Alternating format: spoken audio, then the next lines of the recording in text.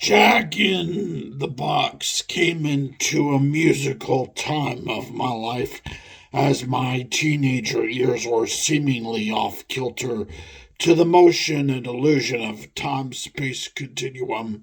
particular to shopping for compact discs made by remastering according to high quality scales. For there was a deal for 99 cents offering two tacos fried out away to their paper wrapper curiosity.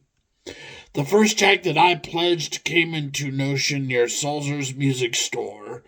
passing by as a pedestrian with so much extreme knowledge of physics that I became rider instead of driver.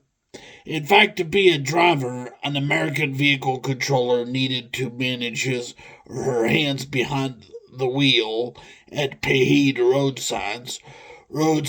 that dedicated pedestrians at the time in the past years ago were more likely to infringe upon with carefree hand to foot technicality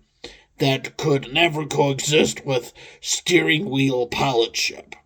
I was trekking miles and miles of pure asphalt and wonderful sidewalks to approach the guts and glory of fast food dining. Although Taco Bell frequented in my childhood along with McDonald's, years before Jack and Del Taco came to fruition during my teenaging.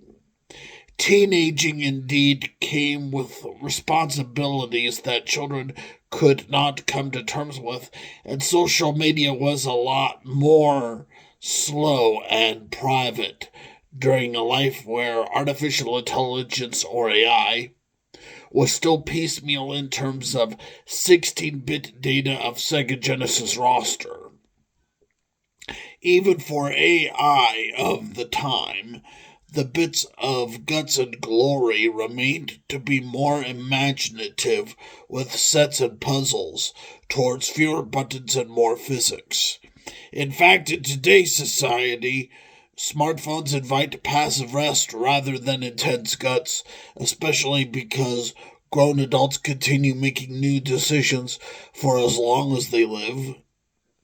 Jack was serving a type of grilled marinara chicken sandwich that was a huge hit with the drive-thru, although the workers were still in recent fluctuation with disturbing building caution relating to mopping of floors, mockery of standards, and clowning around on bits and notions under Jack's shell to particle roof surrounding the bleak, cool atmosphere of the time when global chilling and global heating were both curious features under the National Geographic channels. The fried tacos were especially a pleasure for me as I soaked my taste buds into Jack's fresh, awesome oil that made their American Southwest goods fried much more deplorable and approvable at the same token to the nearest railroad to Johnson Drive and beyond the Bronca. The marinara and grilled chicken were very sweet and respectful, despite the fact Jack continues to cover up and excuse limited edition food that requires moments of analysis in confluence with mixology and mythology.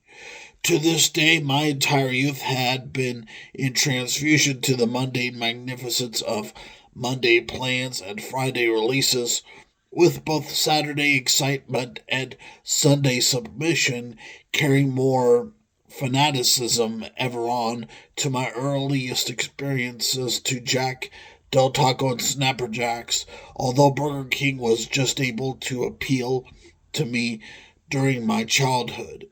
To put it bluntly, at a margin with respects for fries and hamburgers, I visited Burger King near Round Table and Avita's and continued frequenting the Mobile Palace once BK turned into Del Taco just to nearest of Honey Ham and Target's PlayStation 2 industry.